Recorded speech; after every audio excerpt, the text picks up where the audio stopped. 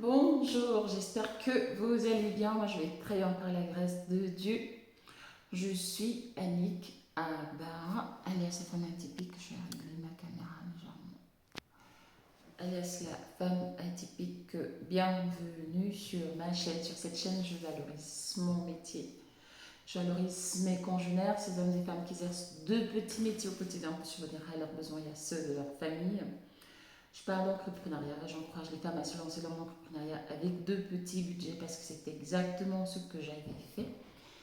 Je valorise la femme noire qui assume ses cheveux, qui assume sa peau. Je valorise les hommes noirs qui ont arrêté d'être faibles, qui ne veulent plus être les lardons des autres. Je valorise toute ma communauté qui a enfin pris conscience qu'il faut que nous sortions de la médiocrité. Il faut que nous nous battions. Et se battre, ce n'est pas prendre des armes, mais se battre, c'est d'abord mental, c'est d'abord psychologique, pour prendre conscience que personne ne viendra développer l'Afrique, personne ne viendra développer notre communauté à notre place. Je valorise tout simplement ma communauté. Alors, si c'est des thématiques qui vous intéressent, n'hésitez pas à vous abonner. N'hésitez pas à liker, n'hésitez pas à partager, n'hésitez pas à commenter. Et n'hésitez même pas à aller vous abonner sur les chaînes qui parle également de ces thématiques-là parce qu'il faudrait que ce genre de contenu fasse une large diffusion. Donc voilà, je suis venue au bureau vite fait parce que je dois faire passer un entretien d'embauche, je ne sais même pas si elle est en son pointé, mais bon. Donc j'en profite vite fait pour faire cette vidéo. Je voulais la faire chez moi, mais je ne pouvais pas parce qu'il y avait mes patrons qui faisaient trop de bruit. Donc j'ai pris mon petit matériel. Hop, c'est ma trousse. Et vous allez comprendre pourquoi. Alors c'est le même produit, sauf que dans celui-là j'avais mis un peu de café parce que Nescafé précisément parce que j'avais vu une femme partager une astuce où elle disait que le café faisait pousser les cheveux. Donc j'ai mis. Je pense que j'avais aussi mis quelques coups de cheveux dedans. Il y a tellement d'astuces qu'on s'y perd. Et bien sûr, ce produit-là, alors je ne fais pas publicité, c'est les produits que j'utilise pour mes cheveux. Bon, je ne vais pas tout apporter parce que j'utilise également l'huile de coco. Donc j'ai mis tout ça dans mon sac à dos et je suis venue parce que je suis venue à vélo. Depuis quelques temps, j'ai repris le vélo. Donc ça tombe bien parce que j'habite non loin du bureau, donc ça va. Donc je voulais faire cette vidéo pour parler de nos cheveux. J'ai défait mes cheveux aujourd'hui et j'ai pensé faire une vidéo. Vous savez, je dis souvent que c'est comme un puzzle. La domination, c'est comme un puzzle. C'est pas seulement une pièce, mais c'est plusieurs pièces. Et quand vous mettez ces pièces ensemble, vous vous rendez compte que c'est ça qui forme un ensemble, c'est ça qui forme un tout, et c'est ça qui constitue la domination dont nous faisons l'objet, dont nous sommes sujets. Donc, je vais parler des femmes noires.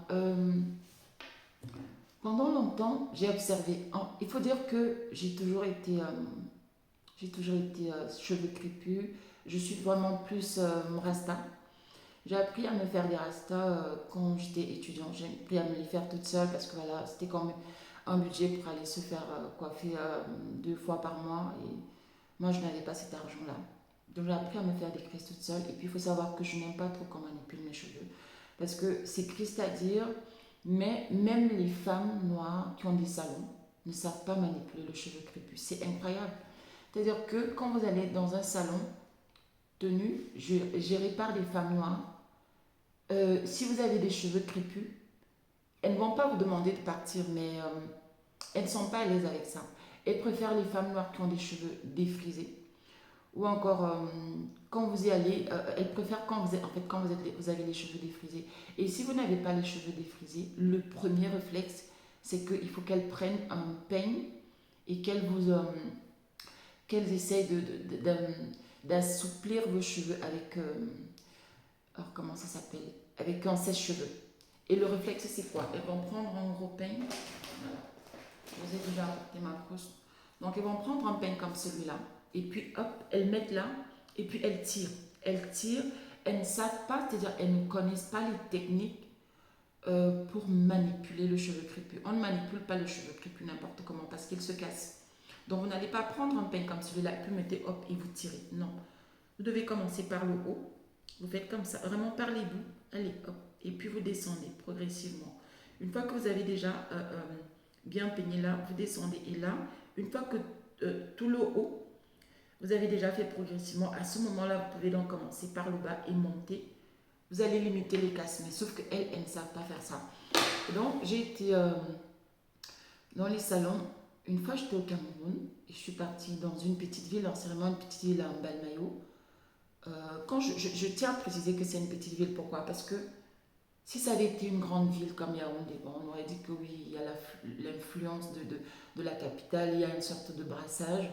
Mais Mbalmayo, c'est vraiment une petite ville. Je crois que c'est à moins d'une heure quand même de Yaoundé, mais c'est vraiment une petite ville. C'est vrai que bon, Yaoundé est en train d'avancer progressivement vers Mbalmayo. Mais j'ai été surprise que je vais dans un petit salon de Mbalmayo. Elles ont vu le même. Déjà, elles m'ont demandé, ah, comment ça se fait que tes cheveux soient naturels? Et comme j'avais apporté mes produits, à l'époque, je crois que j'utilisais déjà cette gamme-là. Donc j'ai apporté mes produits, je sors mes produits et je leur dis que je vais d'abord me mettre la crème sur mes cheveux. Elles étaient surprises que... Elles ont compris tout de suite que je ne vivais pas au Cameroun. Je ne sais pas comment elles font souvent. Je pense aussi que ma diction me joue souvent les tours. Je tiens à préciser que je parle comme ça depuis toujours. Mes camarades, mes professeurs, il y a des personnes qui peuvent en témoigner. Pourquoi? Parce que je zozote, donc j'ai toujours parlé, j'ai toujours eu cette diction-là. Je tiens juste à le préciser parce qu'on se connaît. Et donc ma diction me trahit toujours. Je parle pas comme ça parce que j'ai pas commencé à parler comme ça quand je suis arrivée en France. J'ai toujours parlé comme ça. Alors, donc j'arrive, je finis de mettre la crème dans mes cheveux et puis je peigne moi-même. Et au moment où elle devait me coiffer, pareil, elle n'a pas les bons. J'avais déjà fini de démêler mes cheveux, mais elle voulait quand même encore peigner, mais avec une violence incroyable. À un moment, je lui ai dit arrêtez, arrêtez.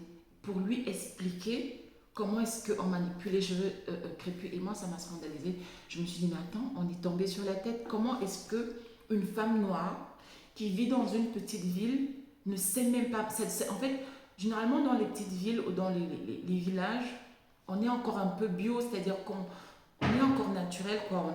On n'a pas encore subi la transformation qui est liée aux grandes agglomérations où il y a souvent beaucoup de mixage, où il y a souvent beaucoup d'étrangers qui viennent avec leurs habitudes et où même parfois la télévision, les réseaux sociaux aujourd'hui sont très présents. Mais je vous assure, déjà elle me demande pourquoi mes cheveux ne sont pas déprisés. Et là par contre elle me dit, quand elle touche, elle me dit ah oui c'est très beau, c'est très souple. Elle me demande comment je fais pour entretenir mes cheveux parce qu'elle n'y arrive pas, ses cheveux. euh, et puis justement, le com c'est elle n'avait pas de, elle n'était pas coiffée, elle avait ses cheveux, ses cheveux étaient défrisés, mais très abîmés. Elle me disait, j'arrive pas à m'en sortir et puis je suis toujours obligée à chaque fois de les défriser. Ils se cassent énormément. Et une autre fois, c'était à Dakar, je suis partie dans un salon et pareil, on a fait la même chose. Je suis venue ici, euh, donc quand je dis Dakar, c'est au Sénégal, hein. Et Paris, c'est un pays, c'est quand même un pays africain où les femmes sont censées avoir des cheveux crépus. Il y a eu les mêmes gestes, on ne savait pas manipuler mes cheveux. Je suis allée 3 fois dans les salons ici en France, des salons tenus par des femmes africaines. Pareil, c'était la même chose. Elles ne savaient pas manipuler les cheveux crépus.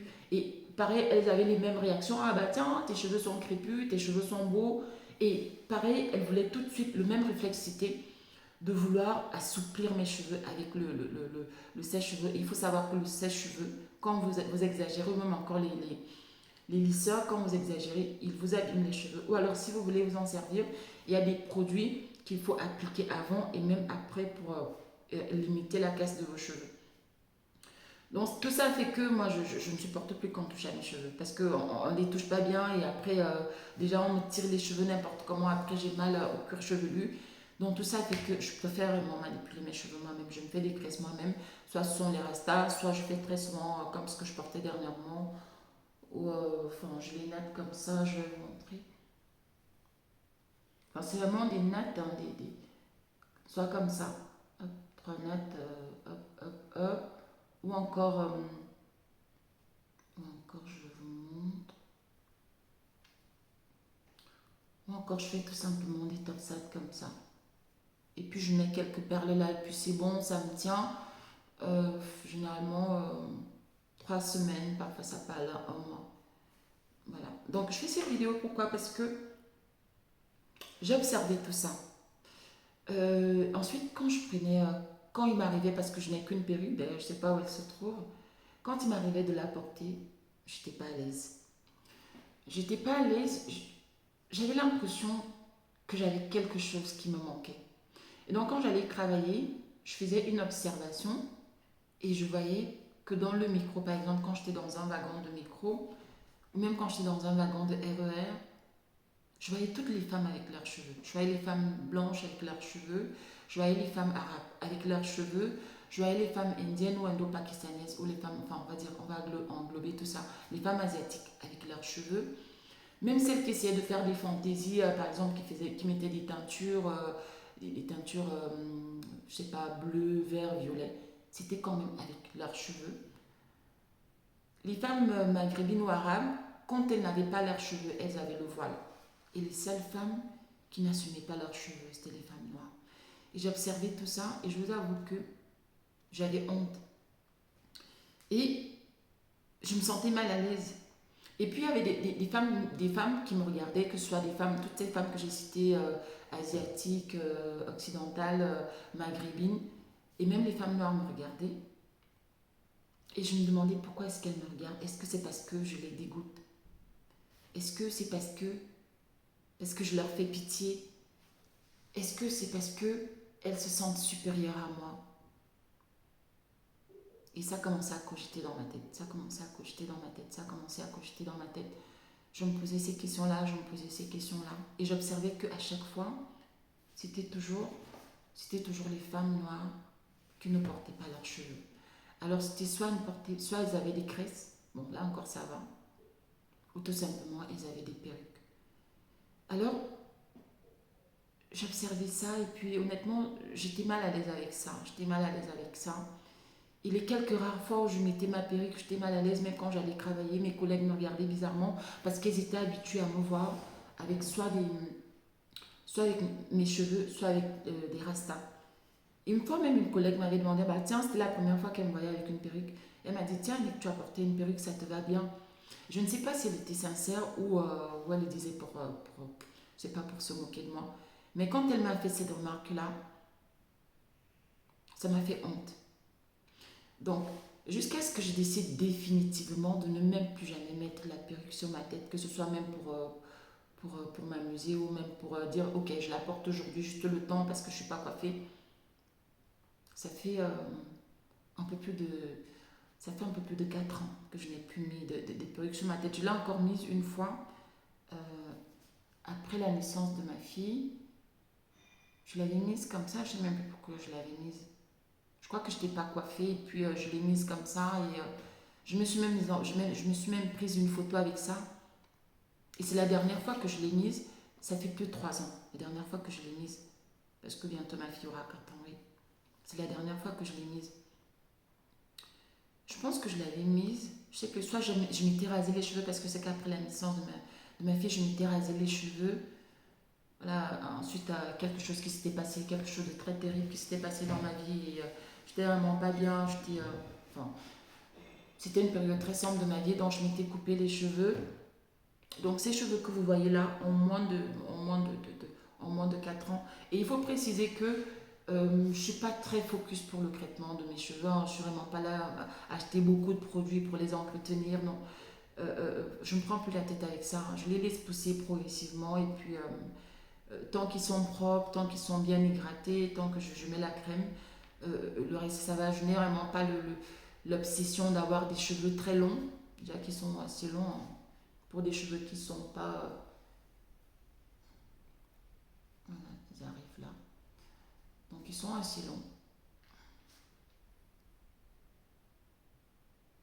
Je ne les ai pas encore démêlés, hein. J'ai fini de peigner, enfin j'ai fini de défaire et je ne les ai pas encore démêlés, je n'ai pas encore mis de crème, mais bon, ils sont assez hydratés, je ne sais pas si vous voyez. Ils sont assez hydratés. Alors, je voulais faire cette vidéo pour vous partager mon sentiment. Je pense que je vais la faire en 2 temps parce que là, quand même, on arrive à 15 minutes. Et je voulais vraiment partager ça avec vous, que je ne comprends pas pourquoi, même quand vous allez dans un salon tenu par les femmes noires, on ne sait pas manipuler nos cheveux. Vous arrivez, elles manipulent mal les cheveux. Déjà, même quand vous arrivez dans les salons, elles n'ont pas les bons produits adaptés à nos types de cheveux. Vous allez trouver que elles ont un produit, enfin, c'est une sorte de crème vraiment bas de gamme qu'elles utilisent pour tous les cheveux. Je ne sais même pas à quoi c'est fait. Je ne sais même pas si elles prennent le temps de lire la composition. Et donc, quand vous arrivez, c'est cette crème-là qu'elle met à tout le monde, que vos cheveux soient défrisés, peu importe l'état de vos cheveux, c'est cette crème-là qu'elle met. Et puis j'avais aussi fait un autre constat, ça aussi c'est ce qui m'avait dégoûté dans les salons, surtout dans nos salons, je tiens à le préciser. Vous voyez par exemple ce peigne-là, moi je suis arrivée une fois, tout récemment, j'étais allée, alors on avait fait des tresses là devant, et puis derrière on avait piqué, on avait fait des rastas. J'ai un peu du mal avec les noms des tresses. Donc on avait fait les nattes comme ça, devant là, et puis derrière on avait fait des rastas.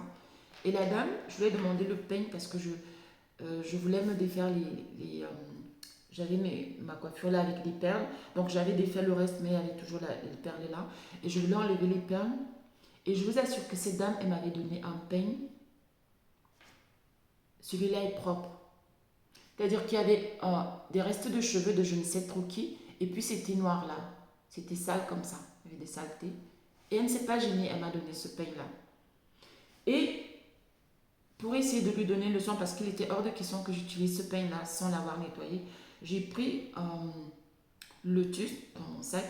J'avais ma bouteille d'eau. Très souvent, quand je vais rencontrer des clients ou quand j'ai toujours ma bouteille d'eau. J'ai pris ma bouteille d'eau, j'ai mouillé le lotus et j'ai commencé à nettoyer. C'était pour lui donner une leçon, pour qu'elle comprenne. Mais elle ne s'est même pas excusée. Ça n'a pas gêné tant que ça. Et ça aussi, c'est ce que j'avais remarqué dans nos salons.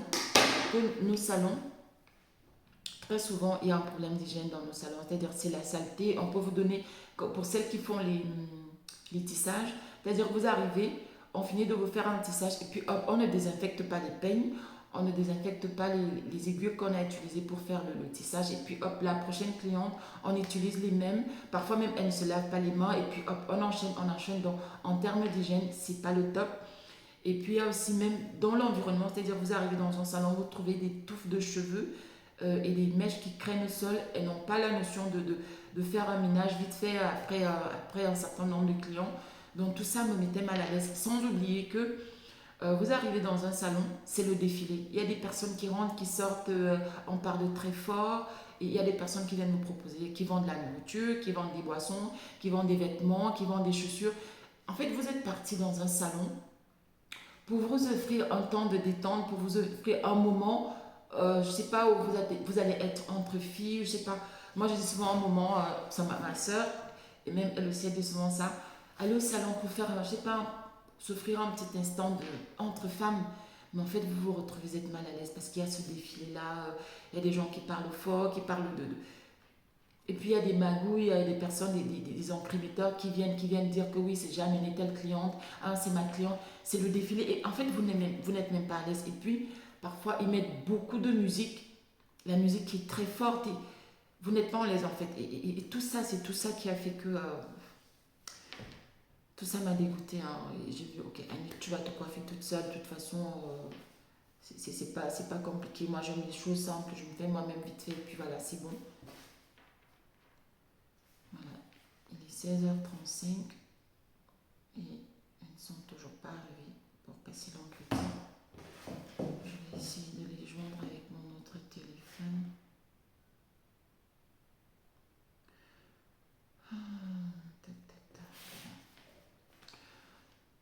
Donc voilà, je vais là pour couper cette vidéo et puis je vais rentrer dans le vif du sujet tout à l'heure dans ma prochaine vidéo.